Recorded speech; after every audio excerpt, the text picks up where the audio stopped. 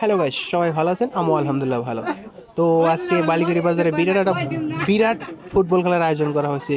এই ফুটবল খেলা আজ রাত স্টার্ট হবে, 8টা স্টার্ট হবে। তো সবাই ফুটবল খেলা দেখার জন্য উপভোগ দেখতে থাকেন। আমি শেষ পর্যন্ত ফুটবল খেলা দেখাবো। আমি প্রথমে ঢুকেছি, পরে ঢুকে তো দেখি যে কিরকম খেলাধুলা হচ্ছে, এই বিষয়ে কিছু জ্ঞাত করে দিয়েছি সবাইকে। কারণ 1 তারিখ, আজকে 1 তারিখ, 8টার খেলা স্টার্ট হবে। যারা যারা খেলা দেখার জন্য খুব ইচ্ছুক, তো অতি কালে চলে আসো ভাই, চলে আসো।